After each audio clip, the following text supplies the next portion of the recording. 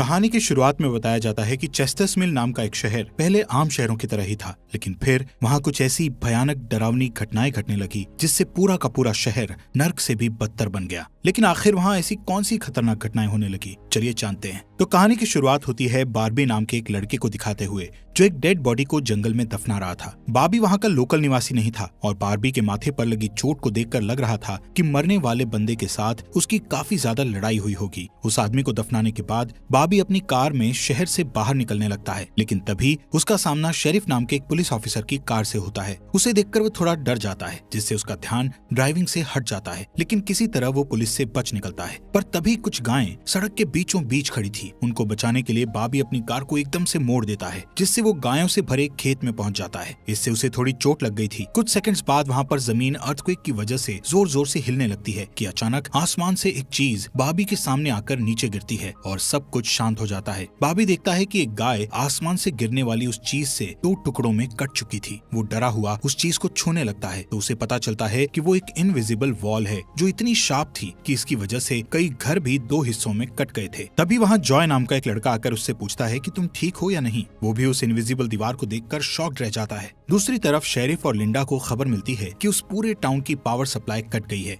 Phone lines बंद हो गई हैं और इंटरनेट भी काम नहीं कर रहा है। यहाँ तक कि सारे सैटेलाइट कनेक्शंस भी काम करना बंद कर गए थे। तभी शहर के ऊपर से उड़ रहा एक प्लेन उस इनविजिबल वॉल से टकराकर क्रैश हो जाता है, जिसे देखकर लोग और भी ज्यादा घबरा गए थे। और ये बात कंफर्म हो जाती है कि ये सिर्फ एक इनविजिबल दीवार नहीं बल्कि एक राउंड शेप डोम यानी गुम्बद है जिसने आधे शहर को कवर कर लिया है। वहीं दूसरी साइड हम एक रेडियो स्टेशन पर फिल और उसकी असिस्टेंट डोडी को देखते हैं जो सिग्नल लाने की कोशिश कर रहे थे। वो दोनों थोड़ा कंफ्यूज थे कि अचानक सिग्नल क्यों चला गया। यहाँ पर फिल को लगता है कि ये अच्छा मौका है उनकी रेडियो रेटिंग्स को हाई करने का, इसलिए वो दोनों सिग्नल को ठीक करने में लग जाते हैं। वहीं एक फायर ट्रक डोम की दूसरी तरफ से आ रहा था, जिसे देख बार्बी ट्रक वाले को इस इनविजिबल वॉल की तरफ इशारा करता हुआ उसे रुकवाकर क्रैश होने से बचा लेता है। थोड़ी देर बाद वहाँ इन्वेस्टिगेशन करने के लिए कुछ पुलिस वाले आते हैं, पर इस इनविजिबल डोम को समझना उनके बस की बात नहीं थी। उसी समय वहाँ पर एक शहर का काउंसिलमैन जिसका नाम बिग जिम था वो भी पहुँच जाता है, लेकिन उसे भी इस डोम के बारे में कुछ भी समझ नहीं आता। यहाँ पर पुलिस को इन्फॉर्मेशन मिलती है कि उस शहर की तरफ आने वाले सभी रास्तों को बंद कर दिया गया है क्योंकि उस डोम की वजह से बहुत सारे एक्सीडेंट हो रहे हैं। इसके थोड़ी दूर घर पर जूनियर नाम का लड़का एंजी नाम की लड़की के साथ इंटीमेट हो रहा था। एंजी पेशे से नर्स थी और जो की बड़ी बहन भी थी। इंटीमेट होने के बाद जूनियर एंजी से कहता है कि मैं तुमसे बहुत प्यार करता हूँ, लेकिन एंजी उसे कहती है कि वो उसके लिए ऐसा कुछ फील नहीं करती।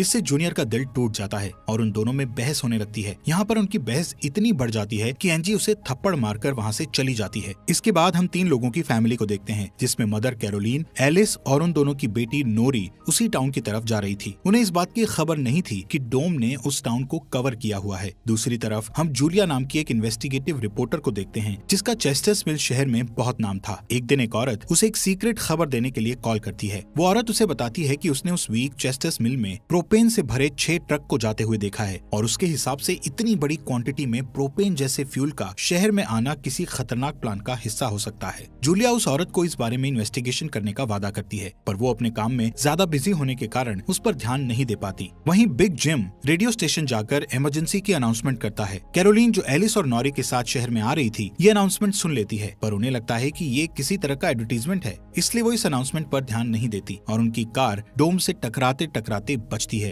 क्योंकि उससे पहले दूसरी तरफ से आ रहा एक ट्रक डोम से टकराकर क्रैश हो जाता है, जिसे देखकर वो तुरंत अपनी कार के ब्रेक लगा देती है। इतने बड़े इंसिडेंट को देखकर नॉरी के दौरे पड़ने लगते हैं, जिससे वो बेहोश हो जाती है, लेकिन बेहोश होने से पहले वो किसी पिंक स्टार के बारे में कहती है। अब यहाँ से नोरी को जल्दी से हॉस्पिटल में ले जाया जाता है, जो कि टाउन में होने वाली घटनाओं से घायल हुए लोगों से भरा पड़ा था। वहीं जूलिया और बार्बी घायल हुए लोगों को हॉस्पिटल ला रहे थे। इसी हॉस्पिटल में जूलिया का हस्बैंड भी डॉक्टर था। वो उससे मिलने जाती है, लेकिन उस वक्त उसका हस्बैंड हॉस्पिटल में नहीं था। हॉस्पिटल में जूलिया को पता चलता है कि उसका हस्बैंड संडे को कभी काम नहीं करता था, पर वो जूलिया को हमेशा झूठ बोलता आ रहा था। हॉस्पिटल के बाहर हम बार्बी और एंजी को मिलते हुए देखते हैं। दोनों को साथ देखकर जूनियर के अंदर एक अलग सी जलन पैदा होती है। वहीं अब टाउन के बॉर्डर्स को सैनिकों द्वारा सील कर दिया जाता है। बहुत सारे साइंटिस्ट और एक्सपर्ट्स को भी इस अजीबो गरीब मुसीबत का असल कारण नहीं पता चलता, पर कुछ घंटों बाद बिग जिम प्रोपेन के बारे में बात करने के लिए शेरिफ से मिलता है। यहाँ पर उनकी बातों से हमें पता चलता है कि उनको इस डोम के बारे में पहले से थोड़ा बहुत पता था, पर वो इस पर खुलकर बात नहीं कर रहे थे। वहीं बार्बी को उस टाउन में एक दिन के लिए रुकना था, पर उसके पास ठहरने के लिए कोई जगह नहीं थी, इसलिए वो अपनी कार में ही रात बिताने का फैसला करता है। तभी जूनियर उसके पास आता है और उसे एंजी से दूर रहने को कहता है। धीरे धीरे उसकी बात धमकी में बदल जाती है। बॉबी हैरान होता है कि आखिर उसकी गलती क्या है। इसी बीच वहाँ जूलिया आ जाती है, जिससे वो झगड़ना बंद कर देते हैं। यहाँ से सीन शिफ्ट होता है और हम देखते हैं कि टाउन के ऐसे हालात से लापरवाह होकर एक जगह कुछ टीनेजर्स पार्टी कर रहे थे। इनमें जॉय भी था। जॉय एक लड़के से वहाँ के हालात पर बात करने लगता है, लेकिन अचानक जॉय को दौरा पड़ने लगता है और वो पिंक स्टार के बारे में बोलने लगता है, जैसे कि पहले नॉरी ने बोला था। वहीं जॉय की बहन एंजी घर पर अकेली होती है। तभी अचानक उसके घर में जूनियर घुसकर उसको किडनैप करके अपने फादर के टूटे फूटे शेल्टर में ले जाता है। यहाँ पर वो उसे बताता है कि मुझे पता है शहर को कवर किए इस डोम के बारे में। यहाँ पर एंजी को उससे ये भी पता चलता है कि बिग जिम ही जूनियर का फादर है। जूनियर एंजी को ये भी बताता है कि उसके फादर अपनी फैमिली की सुरक्षा को लेकर हमेशा चिंतित रहते थे, इसलिए उन्होंने फैमिली के लिए ये शेल्टर बनाया था। वहीं दूसरी साइड जूलिया बॉबी को अपने घर में ठहरने के लिए लाती है। तभी अचानक बॉबी की नजर उसके हस्बैंड की फोटो पर पड़ती है और उसे रियलाइज होता है कि ये वही आदमी है जिसे उसने सुबह मारा था। दूसरी तरफ लिंडा और शेरिफ सभी व्हीकल्स पर नजर रख रहे थे ताकि कोई भी गलती से इस डोम से न टकरा जाए। तभी अचानक शेरिफ को अटैक आ जाता है और वो वहीं पर मर जाता है। अब यहाँ से हमें सुबह की घटना फ्लैशबैक में दिखाई जाती है,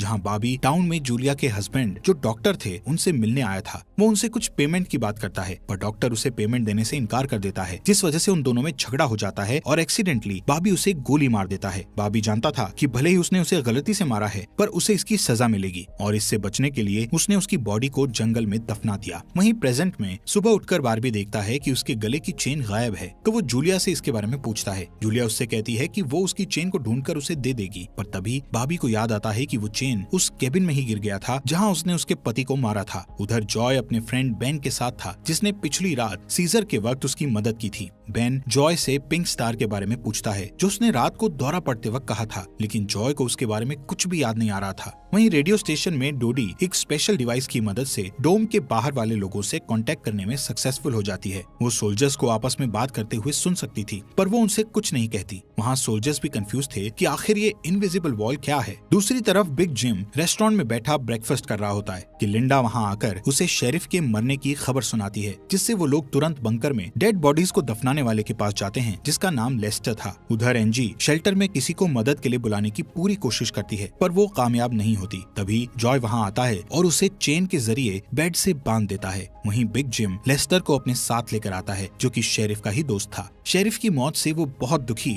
और परेशान हो जाता है। जब लिंडा उनके आसपास नहीं होती, तब वो और बिग जिम पिछले महीने होने वाले प्रोपेन के इंपोर्ट के बारे में बात करते हैं कि प्रोपेन के इंपोर्ट में उन तीनों का ही हाथ था और उन्होंने टाउन वालों से ये बात छुपाई थी। शेरिफ की मौत से ये कंफर्म हो गया था कि वो उनकी इन्वॉल्वमेंट के बारे में किसी को कुछ नहीं बता पाएगा, जो कि उनके लिए अच्छी खबर भी थी। उसी दिन बाद में लिंडा पुलिस स्टेशन आती है तो देखती है कि बिग जिम शेरिफ के ऑफिस में कुछ ढूंढ रहा है। लिंडा के पूछने पर जिम उसे कहता है कि वो वहाँ शेरिफ की वसीयत के पेपर्स ढूंढ रहा है, लेकिन असल में वो वहाँ प्रोपेन के इंपोर्ट से जुड़े पेपर्स को ढूंढने आया था, जो उसे और लेस्टर को परेशानी में डाल सकते थे। वो तुरंत बाहर आकर शेरिफ को बताता है कि मुझे लगता है वो पेपर शेरिफ के घर में होंगे, जिन्हें लाने के लिए वो लेस्टर को तुरंत उसके घर भेजता है। इसी बीच जूलिया जल्दी से रेडियो स्टेशन पर डोडी के पास जाती है, जहाँ वो देखती है कि वो लोग डिवाइस के जरिए डोम के बाहर खड़े सैनिकों की बातचीत सुन सकते हैं। उनकी बात सुनने पर जूलिया को पता चलता है कि वो लोग जमीन खोदकर डोम को बाहर निकालने की कोशिश कर रहे हैं, पर वो इस काम में कामयाब नहीं हो पा रहे हैं। इसके बाद जूलिया रेडियो के जरिए पूरे टाउन में डोम वाली खबर को फैला देती है, जिससे लोगों में डर पैदा हो जाता है और लोग घबरा जाते हैं। वहीं जॉय और बेन बॉर्डर के पास साइंटिस्ट को अपना काम करते हुए देखते हैं। साइंटिस्ट ये देखते हैं कि डोम के ऊपर पानी का क्या असर होता है, पर उन्हें ज्यादा कुछ समझ नहीं आ रहा था, जिससे वो किसी नतीजे पर नहीं पहुंच पाते। वहीं जॉय देखता है कि ये डोम एक छलनी की तरह है। वो बेन से बताता है कि इस डोम में से बिल्कुल मामूली सा पानी आर पार जा सकता है। दूसरी ओर बार्बी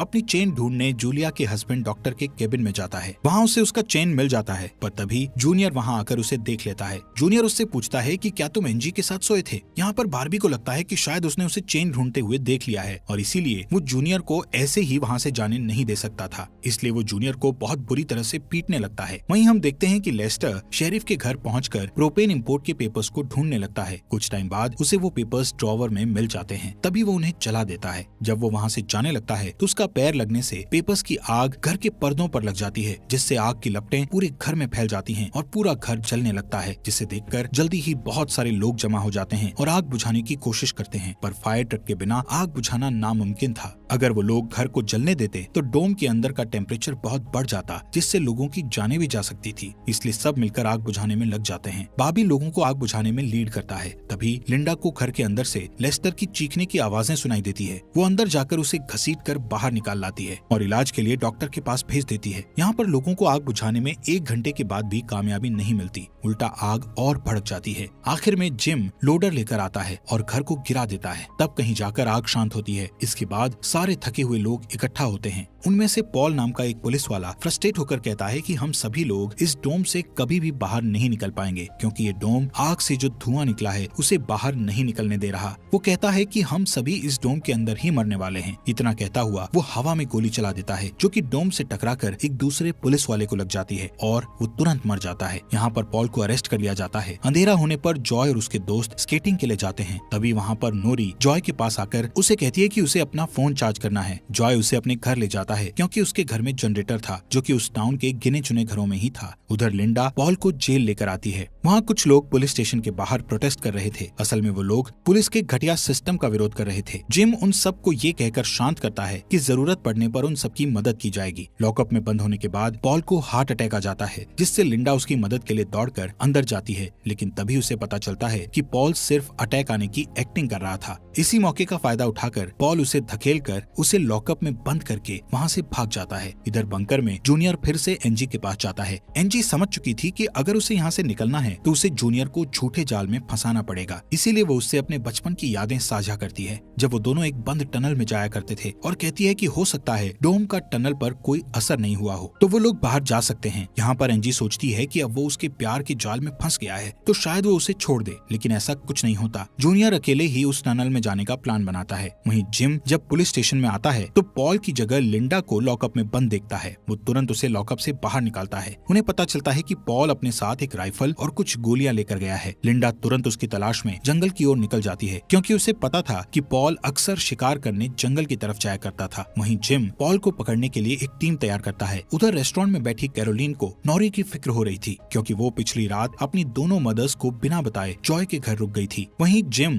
लोगों से पॉल को तलाश करने के लिए उसकी टीम ज्वाइन करने को कहता है। वो बॉबी से भी उनके साथ चलने को कहता है, क्योंकि वो आग बुझाने में अच्छा लीडर साबित हुआ था। इसके बाद वो लोग जंगल में जाने लगते हैं। रास्ते में बार्बी अपनी खूबियां दिखाता हुआ उनसे कहता है कि वो मिलिट्री में भी रह चुका है। वहीं दूसरी ओर जूलिया जूनियर को टनल की तरफ जाते हुए देखती है। वो उसे रोककर पूछती है कि वो बैग पैक करके कहाँ जा रहा है, लेकिन जूनियर बहुत जल्दी में था और वो नर्वस भी था। वो कहता है कि मैं बस यहीं पास में अपने दोस्त से मिलने जा रहा हूँ। इससे जूलिया का शक उस पर और भी बढ़ जाता है और वो उसका पीछा करती हुई टनल तक पहुँच जाती है। उधर जॉय के घर पर जॉय और नॉरी साथ में नाश्ता कर रहे थे। जॉय पहले कभी किसी लड़की के साथ अकेला नहीं रहा था, इसलिए थोड़ा नर्वस फील कर रहा था, जबकि नॉरी कॉन्फिडेंट थी और बातचीत में भी हाजिर जवाब थी। तभी बेन और 2 लड़कियों को अपने साथ लेकर उसके घर आ जाता है, जिन्हें फोन चार्ज करना था। उन्हें इम्प्रेस करने के लिए बेन को जनरेटर यूज करना था, जिसके लिए जॉय बेन को थोड़ी बेदिली से इजाजत दे देता है, क्योंकि उस टाउन में जनरेटर एक बहुत काम की चीज थी और इस तरह उसका मिसयूज करना उसे सही नहीं लग रहा था।